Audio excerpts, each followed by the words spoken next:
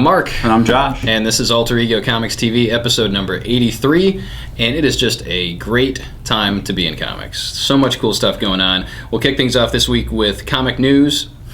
And we've got lots of Marvel Now information. For those of you that don't know, Marvel Now, all caps, exclamation point, is Marvel's somewhat half-hearted response to DC's New 52 initiative, where they are not relaunching everything, they're not starting from scratch, they're not doing away with continuity, but they are releasing 22 new #1 issues between October of this year and February of next year with new creative teams, changing up the makeup of some of the superhero teams, changing costumes a little bit, tweaking things here and there. Really, they're designing it as an easy entry point for new readers, lapsed readers, similar to the New 52, but they're kind of taking the, as I said, half-hearted route. Personally, I think they would have been better off, starting from scratch, clean slate, and if people said, you're just doing this because DC's doing it, that would be okay. Because that's the way the comic industry has worked for decades and decades. One publisher does something, the other publisher responds because it works or doesn't work. So anyway, on the Marvel Now front, we've got some creators and books that have been announced. We previously heard about Rick Remender and John Cassaday on Uncanny Avengers, but recently we also heard about Mark Waid and Leinil Yu on the Hulk, Kieran Gillen and Greg Land on Iron Man, Jason Aaron and Esad Ribic on Thor, and really recently, Deadpool by comedians Brian Posehn, Jerry Duggan, and artist Tony Moore, who was the artist on the first arc of The Walking Dead and the recent Venom series by Rick Remender. So I'm sure we'll hear more as the days and weeks go by, but you have that to look forward to in the near future. And now on to last week's best books. And there were so many of them. Almost everything we read this week was great, so it was hard to narrow it down. But one that easily stood above the pack was Think Tank #1. This is a new Image book written by Matt Hawkins with art by, I'm going to butcher this, Rasan Ikidal? Works for me. Ikidal. I'm sorry, Rasan. I apologize. Think Tank is super cool. The most obvious allegory is probably comparing it to Manhattan Projects, in that it's a whole bunch of super smart people in a government think tank. But it's actually more of a modern story. It's a little more in line with, let's say, logic, because Manhattan Projects has a tendency to be wacky and out there, although it's awesome. But I really enjoyed it. It's the story of this young, super genius kid who's working for the government, blowing stuff up, making bombs, or super intelligent sniper phones, or whatever it is they need figured out, and cracking codes. And he decides that maybe murdering people isn't the way to go. He basically does that whole Good Will Hunting speech about why shouldn't I work for the NSA, because they kill people and oil and whatnot. But it was great. It's kind of, it actually reminded me of Val Kilmer's character from Real Genius. Yeah, like young, kind of anti-establishment. And it's great. You see, it's kind of neat to get a look at nerds and geeks and geniuses that's not, that doesn't go the emasculating Big Bang Theory route, where they're all whipped people that are overly effeminate. And, dude, those guys are effeminate. It is what it is. But Think Tank was a lot of fun, and it wasn't what I expected. It was very cool. You should totally check it out. Before Watchmen, Nite Owl #2 by J. Michael Straczynski and Andy Kubert is also on our list this week. And as you may recall, we liked Before Watchmen, Nite Owl #1, but I actually like issue #2 better. And part of the reason is because we are seeing more of Dan's backstory. And Straczynski is doing that on purpose. A lot of people, online critics and fans in general, were critical of the first issue because it really wasn't exploring any backstory. It was just like he idolized the older Night Owl, he figured out who he was, and was taken under his wing, and then bam, suddenly he's Night Owl. Well, we're seeing it's designed, Straczynski says, to kind of reveal a little bit of the character's history in each issue. So going through the entire series, we're going to see a little bit more. But really liked it. Andy Kubert and Joe Kubert's artwork is growing on me. It's heavily influenced by Joe Kubert, as we said, with the first issue, and I just really dug it. It's fun. All of these Before Watchmen books, we're starting to sound like a broken record, are really solid.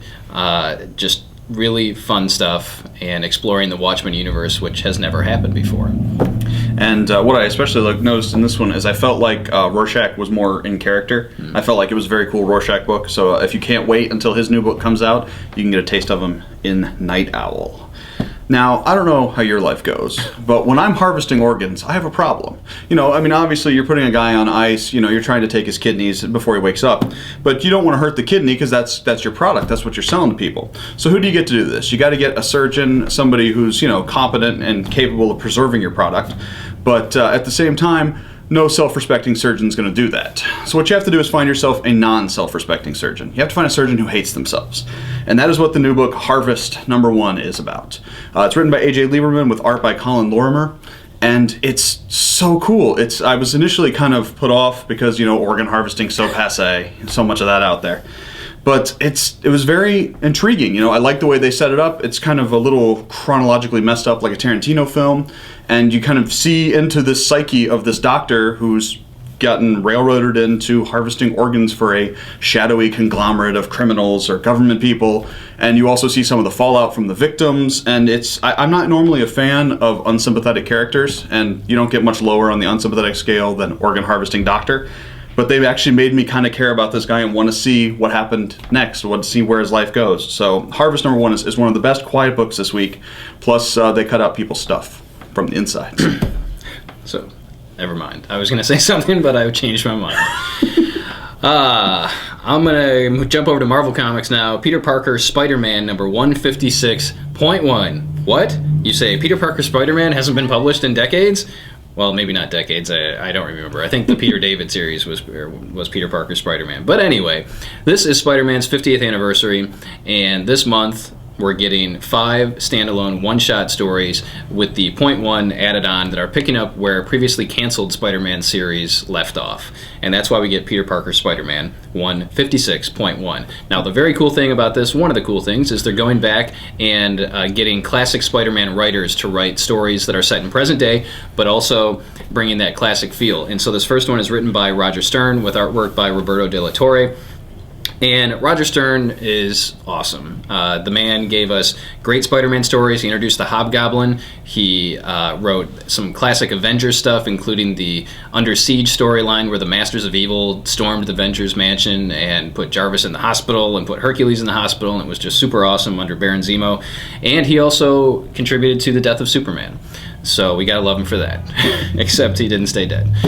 Roger Stern didn't stay dead? No. Superman. So Stern is back and writes this great done-in-one Spider-Man story with amazing artwork by De La Torre, and it actually connects to some storylines that Stern did back when he was writing Amazing Spider-Man in the early 1980s. So I was really pleased by this issue. I didn't know what to expect, but with Roger Stern's name on it, I knew it had to be good. And I'm looking forward to the ones that are coming down the road, and we'll talk about one of those in our best bets for this week. So if you're a Spider-Man fan, you absolutely want to check this one out. Yeah, and I especially liked that even though you got a classic writer on it, and it definitely ties into old continuity, it's firmly rooted in what's going on today. You know, there are characters that weren't around in Stern's day interacting in the book in a way that's true to the characters now, and I'll be honest, I haven't read most of the Stern stuff because I was like 4, but I still picked it up and thought it was a lot of fun and a great Spider-Man story. And next up, the Matt Fraction triple play. We've got Invincible Iron Man, number 522. Invincible Iron Man's been great since day one, and it's getting super, super awesome. Now, as Mark told us earlier, so we know that very soon Kieran Gillen and Greg Land are going to be on Iron Man, and it's going to be a new number 1, so we can safely assume that Invincible Iron Man is going to be ending. And Fraction looks to be making it go out with a bang. It's you've got Tony's captured by the Mandarin. The Mandarin's sort of forcing him to build super weapons, because that always works so well in the past. You've got Zeke Stane, who's been sort of semi-lobotomized, working as like Tony's lab assistant and kind of almost building a friendship with Tony. You've got Rescue, Pepper Potts, out trying to make the world safe and running into the Hammeroids, the Detroit Steel, the Hammeroids. Justine Hammer, and their robots. Time. And you've also got the new Iron Man, whoever he is, the one that's not affiliated with Stark Resilient, both clashing with the Hammer people and with Rescue, Pepper Potts, you know, because she doesn't know, allegedly, who this person is and why they're using Stark tech. And it's so good. Invincible Iron Man has definitely been one that kind of waves and troughs and crests and other water-related things. It flows like water. but it also crashes, and it's definitely building up to a big climax for the ending, and I cannot wait to see where it's going. Also on the list of Matt Fraction rocks, this week's Defenders number 9, with art by the couple. Is it Terry and Rachel Dodson? I think it was Dodson again. But this is great. Not everybody's been jumping on for Defenders, and you can kind of pick up this one on its own and follow it without any real trouble. But you've got the Defenders, Iron Fist, Doctor Strange, Red She-Hulk, Silver Surfer are somehow trapped in the 50s or 60s, and it's a semi-alternate universe. So you've got like cool like Mad Men era Nick Fury slapping waitresses on the butt and being all Nick Fury. And you've got Frankenstein Hitler running around. Frankenstein Hitler, right? And it's such a fun book. Defenders every week just gives me a feel of the old classic Marvel stuff. They're still using the little white lines across the bottom, continue next page and check this out next month. They're pimping modern books, but there's also some things in here referencing, books of the day. There's Coming Soon in Strange Tales 688 that came out 30 years ago. And it's just, Defenders is consistently one of my favorite books every month, and not just because Iron Fist is awesome, but he is. And the cherry on top of Matt Fraction's Sunday this week. Matt Fraction's awesome. Josh has made himself a Matt Fraction Sunday. I have. It's a banana split. I'm sending this to Matt Fraction. Is Hawkeye number 1. I guess that's my cue to talk cue. about Matt Fraction's cherries. Hawkeye number 1 is awesome. I mean, it was universally accepted in the store amongst the staff as the best comic that came out this week. And here's why. Number 1, it doesn't feel like a Marvel comic. Marvel is doing a lot of things so-so these days, but they're doing a handful of things really, really well. So when Hawkeye comes out, and it's essentially not a superhero book, it's a Clinton Barton story. There is no costume. In fact, I don't even think he brings out the bow in this issue. They talk about it a little bit in the beginning, but it's got the feel to me of a Near Death from Image, or a Thief of Thieves to some degree from Image, maybe even a Vertigo book. And the art by David Aja it's perfect for this book. And Fraction and Aja worked together on Iron Fist, which again was critically praised but not commercially successful. So hopefully people wake up and pick up Hawkeye number 1, because it's basically a day in the life of Clint Barton. And kind of, again, if very few of you are reading Near Death, unfortunately, but it's got that Equalizer feel, that classic CBS show from the 80s, soon to be a major motion picture starring Denzel Washington, and kind of that heroic guy who is working with, if you have a problem and no one else can help, and if you can find him, maybe you can hire Hawkeye. You don't hire him; he still gets paid by the Avengers. But with the art, the story, so good. If you're liking what Image is doing with a lot of these characters, or with a lot of their books, I highly recommend you pick this up. I loved it. Yeah, hands down, best book this week. Not even a contest, really. It was well structured, well laid out. All the characterizations were great. I mean, really, I think Hawkeye is the only big Marvel character we see in the book. Everyone else are new characters or kind of stock characters, and it definitely has a street level kind of heroes for hire kind of feel. Helping people in need, and it's great. And moving forward, Kate Bishop from Young Avengers, the female Hawkeye, if you will, from the Young Avengers team, is going to be in the issue, or in the series. And in fact, with issue 2, I saw a preview today. She's there, so cool. It'll be cool to see those two working together. We've got some honorable mentions that didn't make our top list this week, but as Josh said, I mean, everything that we read this week was so solid. But we got to give honorable mentions to Earth 2 number 4 and Daredevil number 16. We're not going to go into details on these because we talk about them every month. And if you're not reading Earth 2, why not? Why aren't you? Earth 2 should be selling Justice League numbers. If you're reading Justice League, you have to read Earth 2. It's like the yin and the yang of the DC universe. Two different universes, same kind of team dynamic, learning about these characters from scratch. Great stuff. And Daredevil, Mark Waid and Chris Samnee on this one, just awesome stuff, including brain surgery by Ant-Man in someone's brain. Also out this week, kind of a quick reminder of things that are still awesome. Ant-Man and Swamp Thing, the final crossover. You meant to say Animal Man. Nope, Ant-Man and Swamp Thing crossover. That's in Josh's press. That's a limited run. Animal Man and Swamp Thing crossovers have begun. Both this week's issue of Animal Man and Swamp Thing, it starts in Animal Man, then goes to Swamp Thing. And it's the crossover they've been building since issue 1 of both series. It's Fraction and Lemire, kind of, not Fraction. Wow, everyone's Matt Fraction this week. Snyder and Lemire? Yes. That other guy? They co-write both issues, so it's Right. their names are on the covers of both books, Snyder and Lemire. And it's the big crossover. It's the final throwdown with the Rot. Got the Rot and the green and the Red. black. The black is the Rot. Yes. Also, just a reminder, Action Comics Volume 1, the hardcover came out this week, which is by Grant Morrison. It collects the first 8 issues of Action Comics, and Action has been one of the strongest sellers and most universally praised of the New 52. So if you haven't read any of them, or if you've been looking for a way to jump into one of the New 52 titles, Action Comics hardcover is out, and you should check it out.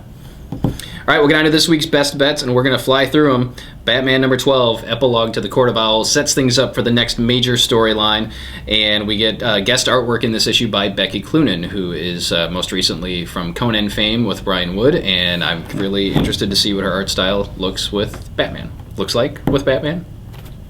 Something like that.